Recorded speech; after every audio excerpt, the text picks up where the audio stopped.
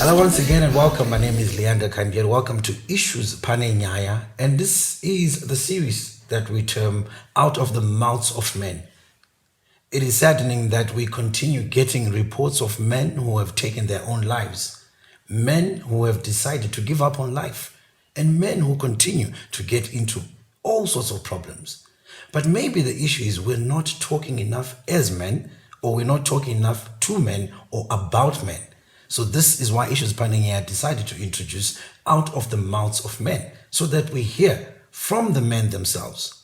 The last time we spoke about suicide, we had Tony Friday, and this time around, I'm privileged to have not just a friend, a colleague, a man who I've worked with for so long, and is coming here with a different portfolio altogether. Nakai Nengomasha. He is a Jesse technical focal person with ZHI, Zimbabwe Health Interventions. Welcome, Nakai.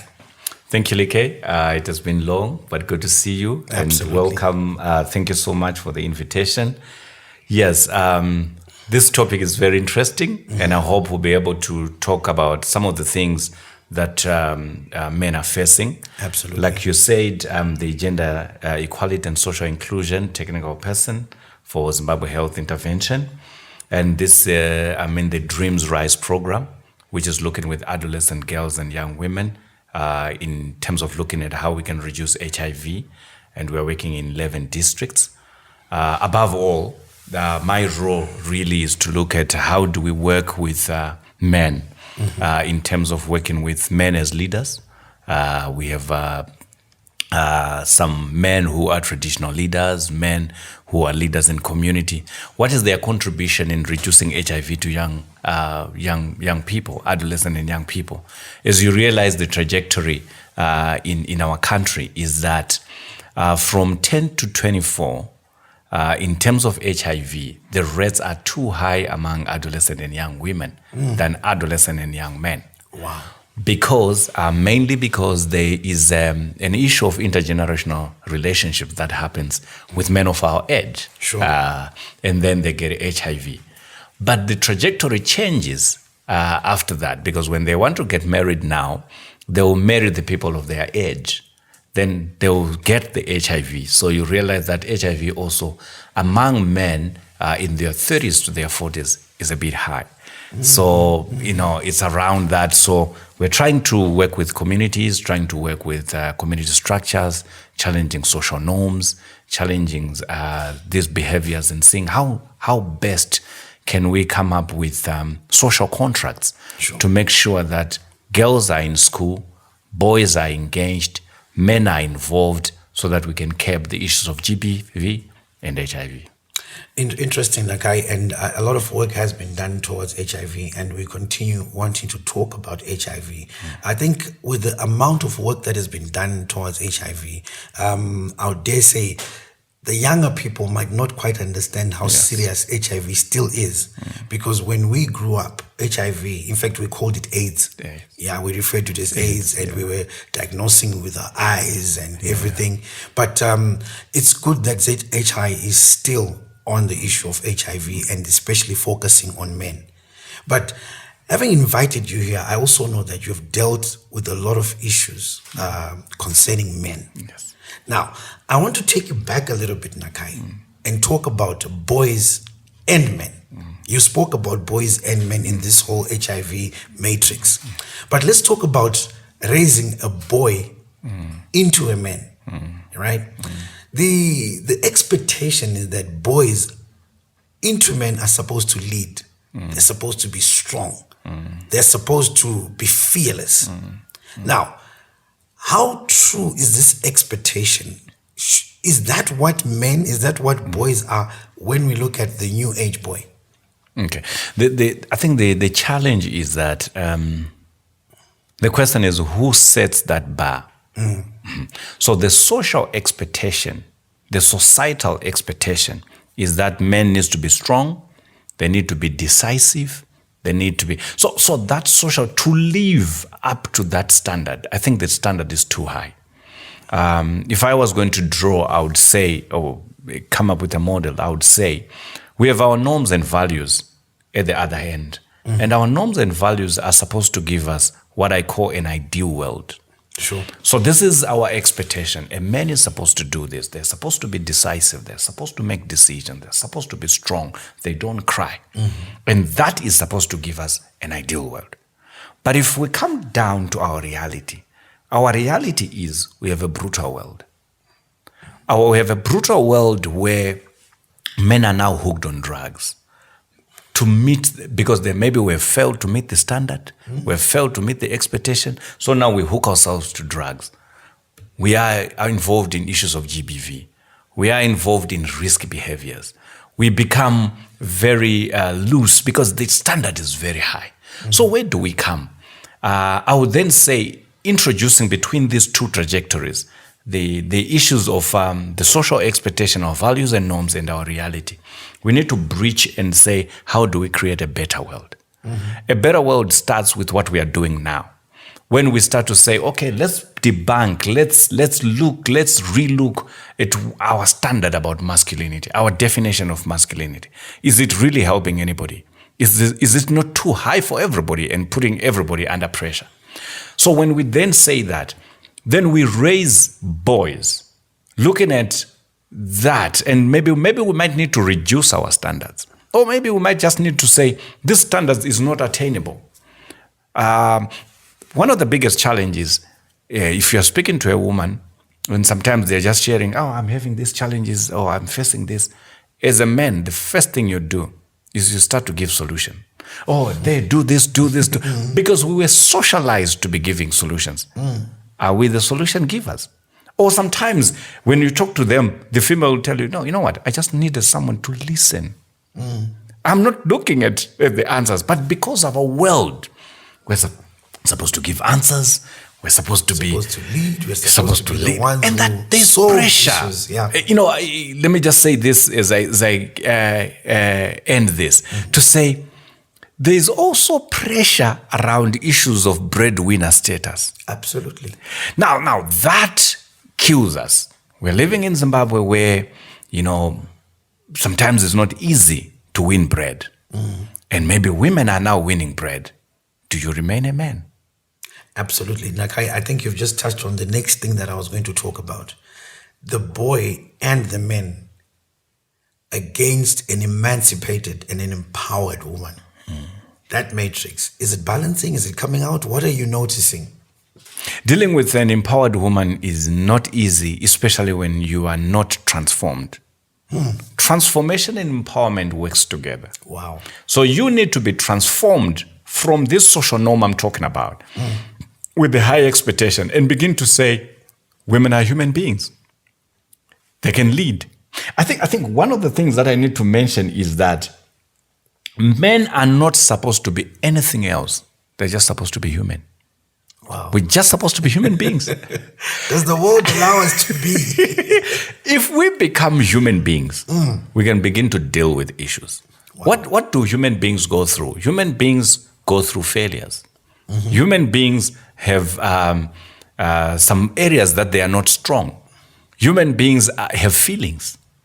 We were socialized, Like, as men to detach ourselves from our emotions. Yes. We can't feel. We have to be rough, tough. We can't feel. Now, dealing with an empowered woman will be very difficult because now we want somebody to be submissive. And to us, submissive is you domineering. It's not submissive to an idea. Are you being submissive to an idea or an ideology? Or you bring ideas together and then you say, you and I can submit to our plan. Then you can serve the plan. You can serve the vision. You can serve the objectives. Or you are saying, submit to me as a human being. That's where the challenge is. And that's where you realize that empowered women will be like, no, let's bring our ideas together. Let's bring our ideas. Then we both submit to the idea. Is that the discourse, though? Is that the discourse? Because when you speak to men generally on the streets, they feel that an empowered woman or an emancipated woman is taking over their role. they want to lead in their place. Is that the discourse? Are these empowered women or emancipated women actually saying, let's sit down on the table and let's share responsibilities? Or they're saying, because I earn more, do you need that what's the discourse there? The thing is, Lika, is how did you define, or how are you defining your masculinity? If you went in, let's say, in a marriage or in a long-term relationship, and your definition of masculinity was based on how much you are bringing, my guy, the day you lose that much, even your masculinity is gone. Wow. If you went into a relationship or into a partnership and your masculinity was defined by how you have sex, sexual relation, issues of intimacy, the day that you're not able to be intimate, you're finished. So masculinity must not be defined based on one little thing. It must be a holistic. Where you're saying a man, we need to look at what is called transformative masculinity, where we say, okay, let's make it fluid. Let it not be rigid. That if you fail to do this, then you're not a man. You're no longer a man. You know, it's like when you fail to get your 5 O levels, do you remain a man? It's things like that. If we are rigid to say every man, because we are decisive, we need to have 5 O levels, and in those 5 O levels, there has to be science, there has to be all the sciences, including mathematics. If you don't meet that, you become irrelevant already. So I think that's how our world has been. In this patriarchal society, I think we've been very harsh in terms of how we have defined, we allowed the society to define masculinity, and this got us into these problems. The term that you use is transformative masculinity. Yes. It's going to tie into what I'm going to ask again. It looks like there's also a discourse, Nakai, about allowing men to be vulnerable. Yes. You spoke about it. You touched on it earlier. Be in touch with your feelings. Be okay to cry when things break down. Be able to tell your woman that I failed. I'm failing to look after you. I'm failing to put food on the table. And there's a discourse to say men should be allowed because perhaps that is why they're taking their lives. Perhaps that's why they're resorting to alcohol. Perhaps that's why they're resorting to drugs. However, on the other side, the flip side, there's also an argument that are we not raising weak men if we do that? Yes. How do we balance this? Okay, what we need to raise are human beings. And we're not going to be the same. Some might look strong, some might look weak by whoever definition. Are we raising human beings that are responsible? Are we raising boys that can make decisions? Are we raising boys that can be team players? Not just domineering. Are we raising boys that can negotiate? One of the things you'd realize, Like, that even now, the trajectory is shifting. It's fast shifting. That people are deciding not to employ a resume, that they now want to employ a human being. So you can come with a very good resume, and I'll look at your resume, and then take you for lunch. Wow. And when I take you for lunch, I'll see who you are around food. Interesting. Because how you behave around food. For example, if I'm going to employ you, and I'm sitting on the panel, and I'm supposed to now do the final for Like, and then I say, okay, let's do lunch. And I go with you for lunch, and it's a buffet. And you fill your plate like this, and you sit behind the plate.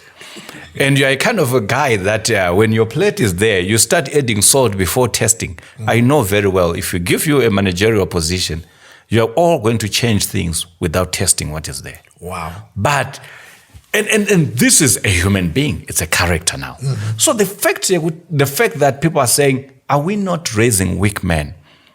What are we calling weak men? By whose standard? A man, Nakai, a man is supposed to get into the house and put order. A man is supposed to go there, and his deep voice is supposed to make everybody behave. A man is supposed to work hard. He's supposed to do the menial jobs around the house. If a burglar comes, he's the one who's expected to run out. The women are behind him and the children. Men were expected to be the ones to be in the forefront of war. By who? That's where the issue is. Maybe my wife is, or my partner is very good in martial arts. And there's a burglar, and if you put me there, I'm not good in martial arts.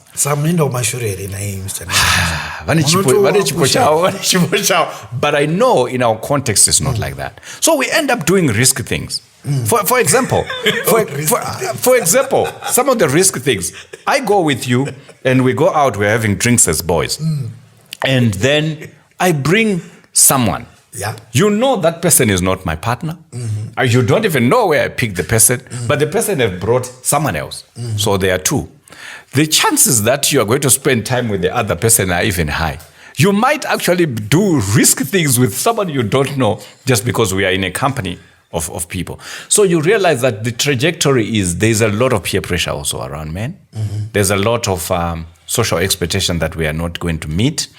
But what we need to do for me is if we raise people that can negotiate, if we raise people that can feel, that can associate with their emotions, that can know that, oh, this person is not happy. If I do this, I'm making it bad for the other person.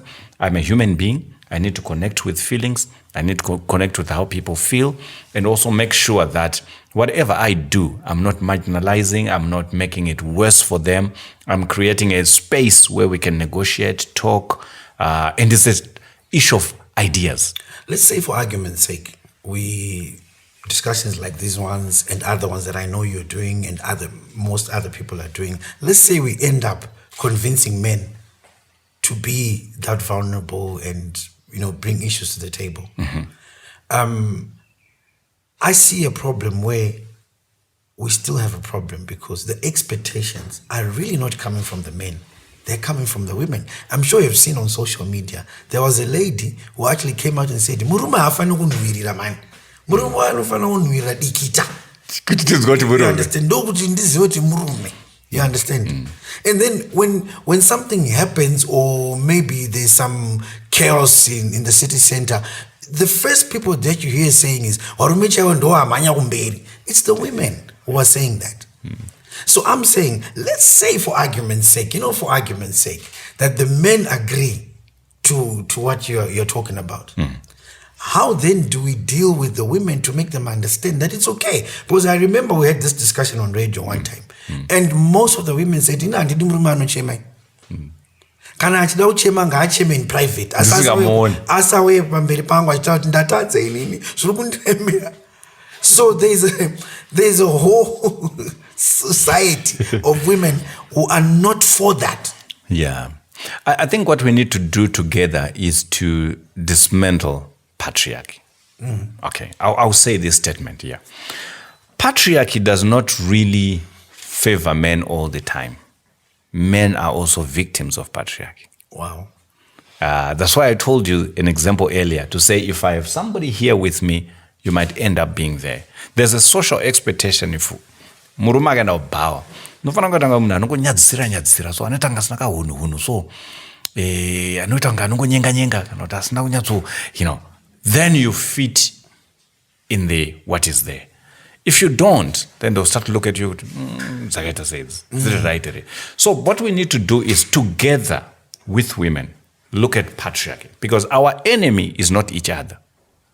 There are many differences among a group of 10 women than differences between women and men. And there are also many differences among a group of 10 men than the differences between men and women. Wow. So our enemy, or the thing that we need to address, is the patriarchal values. And patriarchal values affect both men and women. That is actually a notion of saying, that's patriarchy speaking. So patriarchy can speak from the perspective of women, or from a woman, or from a man. So when we look at it and say, we are putting pressure, we can actually be good team players. How do we become team players? Knowing that we are playing from different roles, but we are playing for one team. We're playing together. Exactly. I think the other word that has been thrown around to talk about vulnerability and transformational masculinity is we people fear that we might be feminizing men. But I think we've already touched on that. But here's another question, Akai. Our concern as Issues Paninyaya is the troubles that men then end up in because of all these expectations and pressures. We see a lot of them indulging in alcohol, becoming alcoholics.